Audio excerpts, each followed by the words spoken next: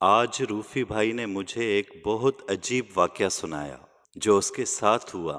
اس نے بتایا کہ آفس سے نکل کر وہ اپنے گھر کی طرف روانہ ہونے والے ہی تھے کہ گھر سے اس کو کال آئی اور کچھ فروٹ لانے کو گھر والوں نے بولا۔ میں اپنی بائک پر سوار ہو کر گھر کی طرف روانہ ہوا۔ تھوڑا ہی آگے چلا تو میری نظر ایک عمر رسیدہ شخص پر پڑی۔ جب اس کے پاس سے گزرا تو اس بابا نے مجھے آواز دی، او بیٹا ذرا رکیے تو، کیونکہ میں بہت جلدی میں تھا تو نہیں رکنا چاہتا تھا، پر پھر احساس ہوا تو تھوڑا آگے جا کر بائک کو روکا اور پھر بابا کی طرف پلٹ آیا۔ عمر رسیدہ شخص نے التجا بھرے لہجے میں کہا، بیٹا مجھے ہاسپٹل جانا ہے، کسی عزیز سے ملنے، مجھے بھی ساتھ لیتے جائیں۔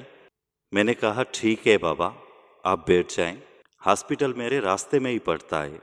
بابا بائک پر میرے ساتھ سوار ہو گئے اور پھر میں مناسب رفتار سے روانہ ہوا تاکہ بابا کو کوئی تکلیف نہ پہنچے۔ ویسے بھی مجھے ہاسپٹل کے پاس سے ہی گزرنا تھا۔ بابا بولے، بیٹا آپ پریشان تو نہیں ہو نا میری وجہ سے؟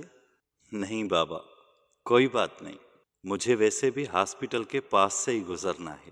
بابا بولے، بیٹا رکشہ والے بہت کرایہ لیتے ہیں اور میرے پاس اتنے پیسے نہیں ہیں۔ میں نے کہا ہاں بابا، مہنگائی نے سب کو پریشان کر رکھا ہے۔ ویسے بابا جی کون ہے ہاسپٹل میں آپ کے؟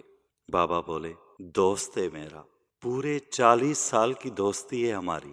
وہ گاؤں میں رہتا ہے اور اس کو سانپ نے کاٹ لیا ہے، سنا ہے زہر اس کے سارے بدن میں پھیل گیا ہے، شاید اس کا بچنا مشکل ہے۔ بابا جی بولتے ہی جا رہے تھے۔ میں نے اس کی آواز میں بہت تکلیف محسوس کی اور مجھے خوشی بھی ہوئی کہ ایسے بھی لوگ ہیں جو اتنے سالوں سے دوستی کے بندھن میں بندھے ہوئے ہیں۔ میں نے بابا کو خاطری دیتے ہوئے کہا، بابا آپ پریشان نہ ہوں، اللہ آپ کے دوست کو سلامت رکھے گا، آپ بس اس کے لیے دعا کریں۔ ہاں بیٹا، اللہ رحم کرے گا، اس کو کچھ ہوا تو میں بالکل اکیلا پڑ جاؤں گا۔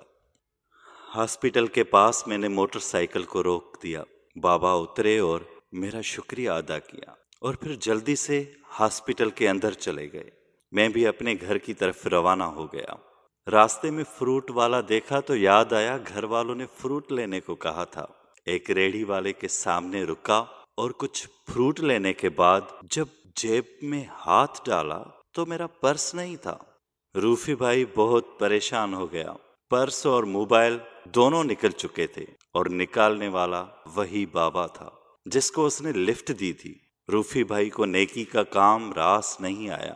کسی کی مدد کرنا بہت اچھی بات ہے، پر آج کل کے دور میں مدد کرتے وقت بھی احتیاط کرنا ضروری ہے۔